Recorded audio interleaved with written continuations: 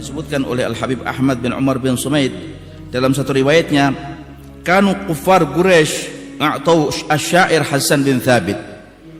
Pernah dahulu orang-orang kufar Quraisy ingin memberikan kepada seorang penyair hebat di masa itu yang bernama Hasan ibn Thabit mablaghan minal mal, ingin memberikan sebanyak daripada harta yang mereka punya, sejumlah harta yang mereka punya kepada Hasan ibn Thabit. Ketika itu, wadzalika qabla islamihi, ketika itu Hasan ibn Thabit sebelum beliau masuk ke dalam agama Islam. Liyahjun Nabi SAW, supaya orang-orang kafir memerintahkan Hasan ibn Thabit ini agar Sayyidina Hasan ini mencaci, memaki, mengejek, mengolok Rasulullah sallallahu alaihi wa ala alihi wa sahbihi wasallam. Thumma waqafa Hasan ibn Thabit ala rabwatin. Tatkala Hasan ibn Thabit kemudian naik ke atas bukit yang agak sedikit lebih tinggi dari dataran rendah bumi, yantazir maji'a Rasulillah, tengah menunggu datangnya Rasulullah, lewatnya Rasulullah sallallahu alaihi wasallam di tempat itu, di dataran itu, liyanzura ila sifatin min awsafil Habib sallallahu alaihi wasallam. Hasan ibn Thabit ingin menengok bagaimana sifat, salah satu sifat Rasulullah sallallahu alaihi wasallam. Kalau sudah dia lihat Rasulullah, dia akan pandang Rasulullah, fayahjuhu biha, maka dia akan ejek Rasulullah, dia akan olok Rasulullah, dia cari kesalahan, dia cari aibnya, dia cari cacatnya. Padahal Nabi Muhammad SAW suci dari segala cacat. Wa ahsanu min kalam tara qattu aini wa ajmalu min kalam talidin nisa'u khuliqta mubarra'an min kulli aibin ka'annaka qad khuliqta kama tasha'u. Suci, bersih dari segala aib dan kekurangan. Hingga thumma marral Habib al-Mustafa Muhammad SAW, ketika itu lewatlah Rasulullah SAW di dataran tersebut, di kampung tadi itu. Falamma ra'ahu Hasan ibn Thabit, tatkala Sayyidina Hasan ibn Thabit memandang wajah Rasulullah, raja'a ila Quraisy. Hasan ibn Thabit pun kemudian pulang ke kem orang-orang Quraisy di kota Mekah sana. Faraddalahumul amwal, mengembalikan harta uang yang pernah diberikan kepada Hasan ibn Thabit tadi, dikembalikan kepada pemimpin mereka, dikembalikan kepada tokoh mereka. Wa qala hadza malukum laisa li fihi hajah, dia katakan, ini harta yang kau punya, aku enggak butuh dengan hartamu. Ini aku kembalikan semua harta yang kau berikan kepadaku, kepadamu sekarang ini. Dilimpahkan oleh Hasan ibn Thabit kepada pemimpin mereka. Wa amma hadzal ladzi aradtum an ahjuahu, adapun ini manusia yang kau perintahkan, yang kalian perintahkan kepadaku untuk aku ejek dia, Allahumma anni asyhadu annahu Rasulullah. Kembali Hasan ibn Thabit diberi hidayah oleh Allah Ta'ala, mulai menit dan detik ini aku bersaksi ya Allah bahwa beliau, dia Muhammad adalah Rasulullah, utusan Allah Subhanahu wa Ta'ala.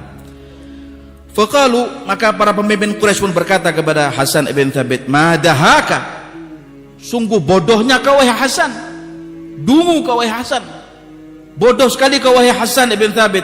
Mali hadza arsalnak, kami perintahkan kau ke dataran itu bukan untuk ini, tapi untuk mengejek Rasulullah, untuk memperolok Rasulullah. Fa ajabahum Hasan ibn Thabit bihadza syair, lalu dijawablah oleh Sayyidina Hasan ibn Thabit kepada mereka dengan syair di bawah ini. Beliau berkata, lamma ra'aitu anwarahu sata'at wada'tu min khifati kaffi ala basari. Dia katakan bahwa ketika aku memandang cahaya Nabi Muhammad terpancar pada wajah suci Rasulullah SAW, wada'tu min khifati kaffi ala basari, aku tutup kedua kelopak mataku ini karena aku khawatir penglihatanku akan hilang nanti, karena aku melihat cantiknya wajah Rasulullah, pesonanya wajah Rasulullah. Khaufan ala basari min husni suratihi, aku khawatir memandang cantiknya wajah manusia ini, indahnya wajah hamba Allah Ta'ala yang satu ini. Falastu anzuruhu illa ala qadari, aku hanya mampu memandang apa yang sebatas aku bisa pandang Rasulullah. Kata Sayyidina Hasan ibn Thabit, ruhun minan nuri fi jismin minal qamari, sebuah jiwa yang bersatu dengan jasad manusia yang terbuat dari tangan Allah Subhanahu wa Ta'ala yang maha sempurna, seperti bulan purnama kahilyatin nusijat minal anjumiz zuhuri, seakan-akan wajah Rasulullah, tubuh Nabi Muhammad ini tertenun daripada bintang-bintang yang gemerlap di atas langit sana.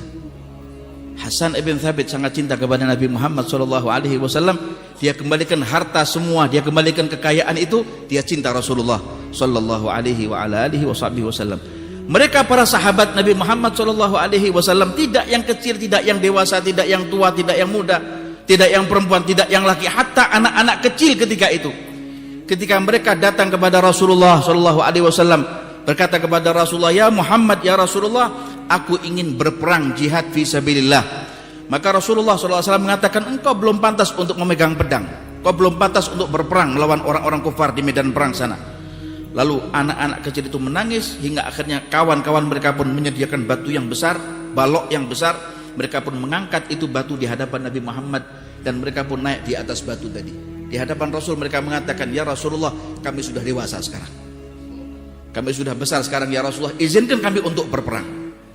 Karena senangnya jiwa mereka cinta kepada Nabi Muhammad SAW, bukan karena sesuatu, karena bahagianya mereka, senangnya mereka dekat dengan Rasulullah SAW. Mereka menghendaki, ya Allah, jangan sampai kami bertemu dengan Nabi Muhammad hanya di dunia, tapi pertemukan kami kepada Nabi Muhammad sampai di akhirat kelak. Ikhwan yang dimuliakan oleh Allah Subhanahu wa taala, seorang perempuan Nasibah Al-Ansariyah, tatkala dia memerintahkan suaminya, dia menyuruh suaminya untuk berperang, dia perintahkan ayahnya untuk berperang, dia perintahkan saudaranya untuk berperang, dia perintahkan adik dan kakaknya untuk berperang. Tatkala kemudian wafdun minal muslimin, delegasi orang-orang Islam pun kemudian pulang ke Madinah, maka Nasibah Al-Ansariyah pun ditanya oleh orang-orang tadi itu, mengatakan, ya Nasibah, wahai perempuan. Nasibah ini menangis dan menangis dia, karena ditinggal oleh ayahnya berperang, ayahnya gugur sebagai syuhada. Mereka berkata, wahai Nasibah, abu kimat, abahmu gugur, ustushhid fi ma'rakatil kuffar. Kata Nasibah, laisa an hadza nas'aluk, aina Rasulullah, mana Rasulullah? Anaknya dua, orang kemudian delegasi yang kedua mengatakan, ya Nasibah, wa waladaki mata, dua putramu meninggal dunia, meninggal gugur sebagai syuhada fi sabilillah. Katakan, laisa an hadza nas'aluk, nas'aluka aina Muhammad sallallahu alaihi wasallam, kami bertanya di mana Muhammad Rasulullah sallallahu alaihi wasallam. Sampai delegasi yang ketiga, yang keempat, mereka memberitakan akan keluarga Nasibah Al-Ansariyah tadi ini, hingga sampai akhirnya Nasibah ini menangis memohon kepada Allah Ta'ala, hingga para sahabat berkata dan bertanya kepada Nasibah, ya Nasibah, siapa yang kau cari? Kata Nasibah, yang aku cari adalah aina Muhammad Rasulullah, aina Rasulullah, aina Habibullah, aina Habibur Rahman. Maka sahabat kemudian mengatakan kepada Nasibah, ha huwa Muhammad muqbilun, itu Muhammad tengah datang itu, dengan berjubah putih, dengan mengendarai kuda yang gagah. Jemput itu Muhammad, tengok itu Muhammad, lihat itu Rasulullah.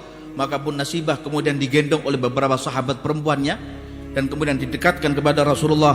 Dia mengatakan, ya Muhammad, kullu musibatin ba'daka jalal ya Rasulullah, yamutu man yamut wa yahya man yahya wa yabqa man yabqa, wal amrul kabir wujuduka ya Rasulullah. Cintanya Nasibah Al-Ansariyah kepada Rasulullah bukan hanya manusia, hatta jin, hatta hewan, hatta tumbuhan, hatta benda mati pun mereka semua cinta kepada Rasulullah sallallahu alaihi wa ala alihi wa sahbihi wasallam. Sehingga tadi sebagaimana dikatakan di dalam qasidah Al-Habib Ali bin Muhammad Al-Habsyi, awal pertama kali seseorang kalau sudah yakin kepada Allah Subhanahu wa taala, maka dia mengetuk pintu Allah Ta'ala. Pintu Allah Ta'ala dia pertama kali ketuk dengan cara apa? Dia dekat dengan Rasulullah sallallahu alaihi wa ala alihi wasallam. Tanpa dekat dengan Hadratil Muhammadiyah, tak mungkin manusia bisa masuk kepada Hadratil Ahadiyah.